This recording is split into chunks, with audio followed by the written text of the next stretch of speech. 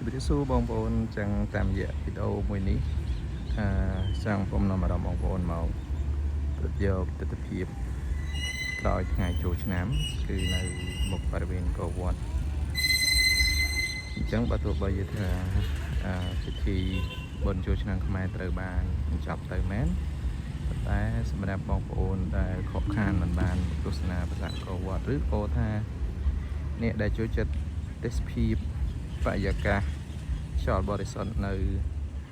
អង្គរវត្តគឺគាត់នៅតែចាប់យកពេលវេលារបស់គាត់នៅខាងមុខអង្គរវត្តឬក៏នៅក្នុងបរិវេណអង្គរវត្តហ្នឹងជាធម្មតាភាពសប្បាយរីករាយជាលក្ខណៈក្រុមគ្រួសារគឺមានជារៀងរហូតរៀងរាល់ពេលដែលយើងមកទស្សនាឬក៏មកយកខ្យល់អាកាសបរិសុទ្ធនៅទីនេះ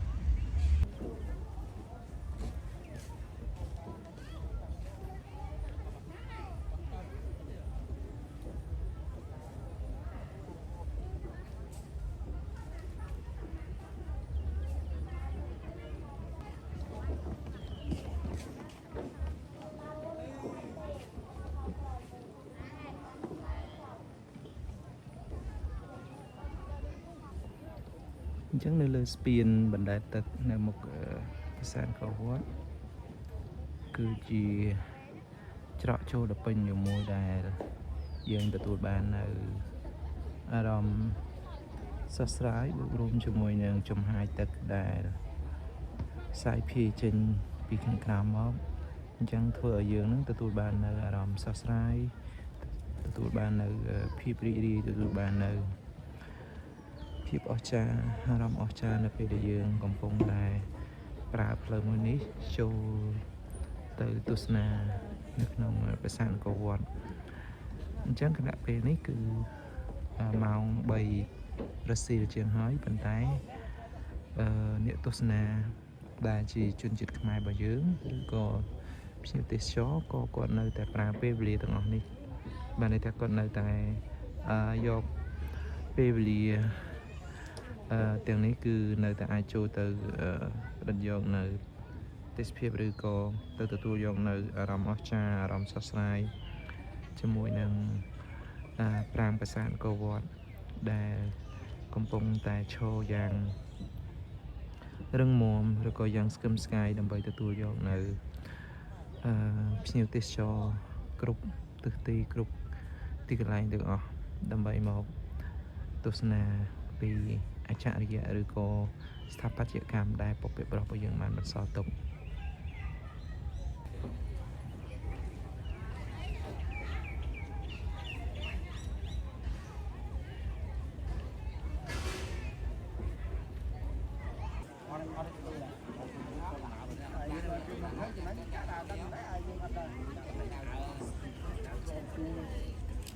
អញលឿនដែរបាទលឿនដែរណាក្នុងឡានគាត់លើកាត់អូក្នុងឡាននឹងហួយអីយាយណាយាយដែរកាត់ហើយអញ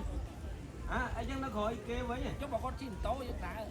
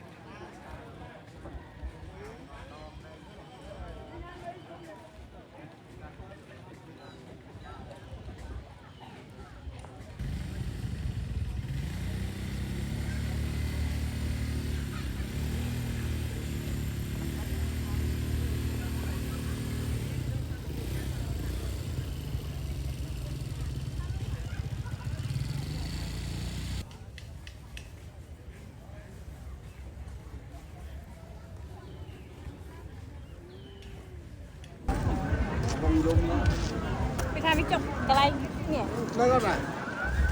này nó thì cái thẻ thùng mấy thẻ cà phê mấy liền